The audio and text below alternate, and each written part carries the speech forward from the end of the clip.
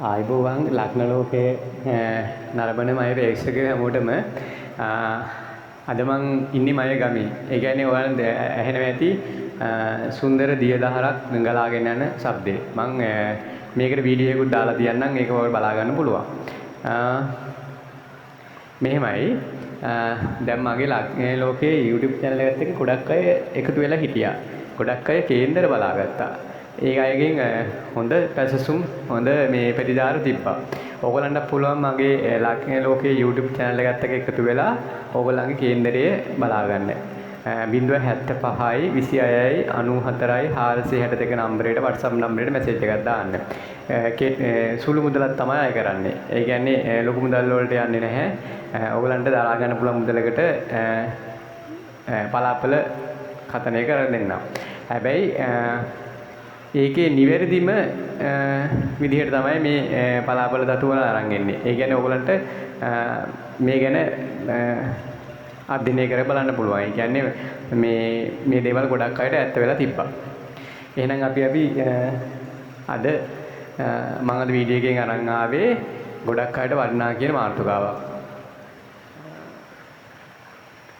අපේ ගොඩක් මිනිස්සු බය වෙනව නේද කේන්දරේ 8 සහ 12 කොටුවල රහව් ශනි රහව් කේතු සඳු සිකුරු වගේ ගහයන් හිටියාම මේ මට නරකක් වේද?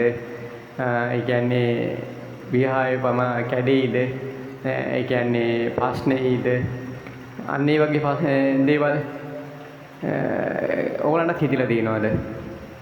සමහරක් අයට මේක කේන්දරේ මෙහෙමයි කේන්දරේ ගැන අවබෝධයක් කේන්දරේ විශ්වාස කරන අයට තමයි මම මේ කතා කරන්නේ.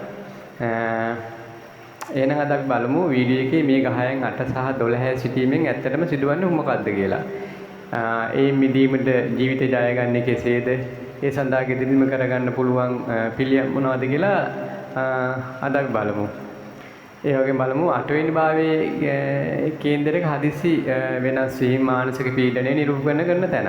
තේරුණාද? 8 වෙනි භාවය කියන්නේ කේන්දරයක හදිසි වෙනස් වීම මානසික පීඩනය නිරූපණය කරන තැන. සනි රහව් කේතු 8 සිටීම තේරුණාද?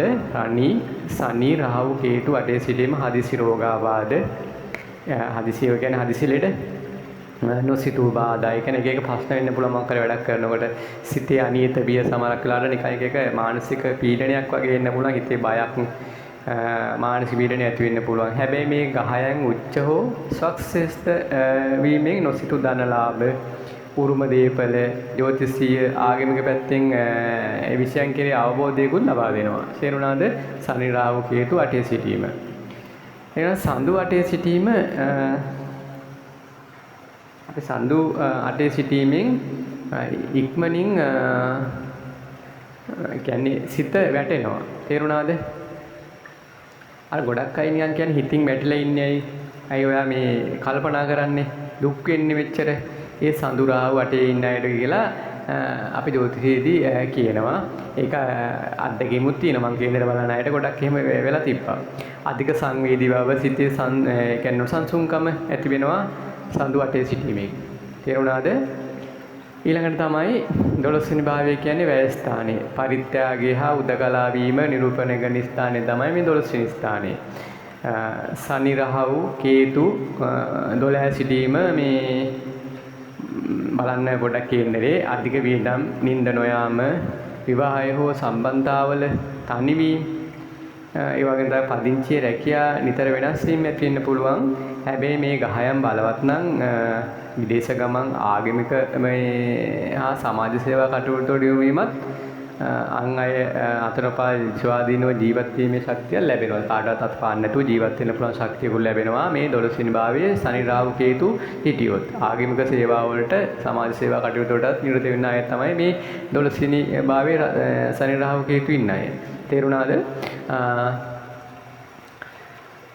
කියන්නේ සමහරක්ලා නිින්ද යන්නේ නැති ප්‍රශ්නක් වෙන්න පුළුවන්. විවාහය සම්බන්ධතාව තනිවීම කියන්නේ විවාහය ගැඩීම් වෙන්නත් පුළුවන්. සිකුරු 12 සිටීම සිකුරු උච්ච වුණොත් විශාල වශයෙන් පින්දහම් වලට හා පරිත්‍යාගශීලී අය වෙනවා. ඒ කියන්නේ ඒවට යොමු වෙන්න පුළුවන්. නමුත් විවාහ ජීවිතේ මෙහෙමයි විභාජිත සහකරුගෙන් යම් තරමක ඈත්වීමක් හෝ තනිවීමක් වෙන්නත් පුළුවන් 12 වෙනි භාවයේ සිකුරු මේ සිකුරු කියන්නේ ලැබීම් පෙන්න ගහය වුණාට සිකුරු උච්ච වුණොත් විශාල වශයෙන් පින්දහම් වලට පරිත්‍යාගයේ සීලී වලටත් යොමු වෙන්න පුළුවන්. පරිත්‍යාග සීලී වුණාම හොඳයි නේ තමන්ගේ මේ ආධ්‍යාත්මික පැත්තට හොඳයි නේ ඒක. කියන්නේ දානේ නියමද ඒතර දානෙට යොමු වෙන්නේ හිත තේරුණාද? මම උදාහරණයක් කියන්නම් මගේ ළඟට ආපු එක්තරා කාන්තාවගේ කේන්දරයේ 12 වෙනි භාවයේ ශනි රාහු භාවයේ ශනි රාහු තිබ්බා. තේරුණාද?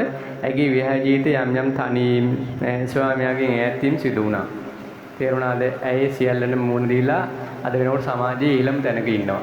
ඒ මම බලපු කේන්දරයක තිබ්බ මට පෞද්ගලික අත්දැකීමක් මම මේ ඔයාලට කිව්වේ. මේක ඇත්ත. 12 වෙනි භාවයේ ශනි රාහු එයාගේ හිටියා. ඒ වෙලාවේ මේ මං කේන්දරේ බලලා මං කිව්වා මෙන්න එහෙම එකක්. ඒක හරියටම හරි ගිහලා තිබ්බා.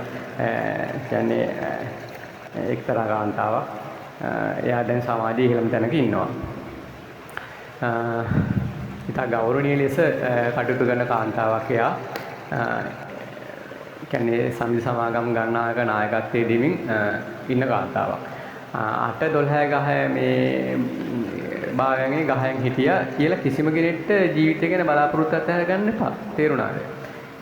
ඒ වගේම තමයි ගිනි රාශි මේෂ සිංහ ධනු 8 හා 12 ගහයන් සිටින විට ඉක්මනින් කෝපේ වගේ කලබලකාරී තීරණ නිසා ප්‍රශ්න ඇති වෙනවා.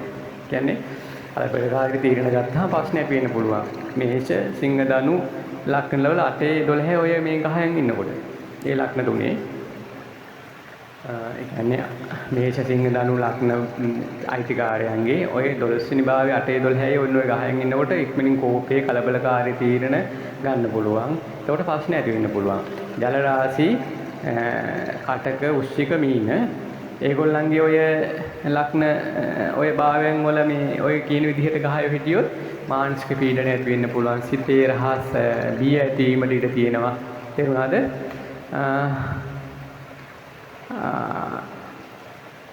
ඒකට අපි සරල පිළියම් දෙකක් බලමු. මේ කියන්නේ මේවට ශනි අපලේට සෙනසුරාදා දිනවල බෝධි පූජා පවත්වන්න පුළුවන්. තල තෙල් පහන් දැල්වන්න පුළුවන්. දුප්පත් ආබාධිතයට ආහාර වලින් සහ ආහාර වලින් උදව් කරන්න පුළුවන්. කියන්නේ දානමේ කටයුතු කරන්න පුළුවන්. උදව් උපකාර කරන්න පුළුවන්. ඊළඟට තමයි රණේ රාහු අපලේට වැටකීමත් පූජා කරන්න පුළුවන්. විෂ්ණු දෙවියන්ට පින් දෙන්න පුළුවන්. හිමිති රුදාසන පිළිස්සවණේ කරන්න පුළුවන්. ඒවා ගොඩක්ම ඒ රාහු අපලයේ මැකී යන ඒවා.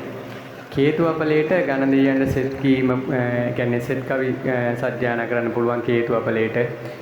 තිරිසන් සතුන්ට බල්ලන්ට පූසන්ට වගේ ආහාර ලබා දෙන්න පුළුවන්. ඒකිනුත් කේතු අපලයේ මග ඇරෙනවා. ඔයාගේ කේන්දරේ 8-12 මේ ගහයන් පිටලා තිබ්බද? කේන්දරේ දැන් බලන්න ඉතින් නේද? ඒ ගැන ඔබ අත්දැකීම් මට පල්ලෙහෙන් කමෙන්ට් කරන්න. මම ඒකට ඉක්මනින්ම රිප්ලයි කරන්න මේ බලන් ඉන්නවා. වීඩියෝ එක හොඳයි නම් ලයික් කරලා යාළුවන්ට ෂෙයා කරන්නත් අමතක කරන්න එපා යාළුවනේ. ලක්න ලෝකේ channel එක subscribe කරන්නත් අමතක කරන්න එපා. ඒ මොකද දන්නවද මගේ channel එකට එකතු වුණොත් තමයි ඔයගොල්ලන්ට ඉස්සරහට මගේ channel එකේ බලන දාන වීඩියෝ බලා ගන්නත් පලාපල අහගන්නත් පුළුවන් වෙන්නේ. තේරුණාද?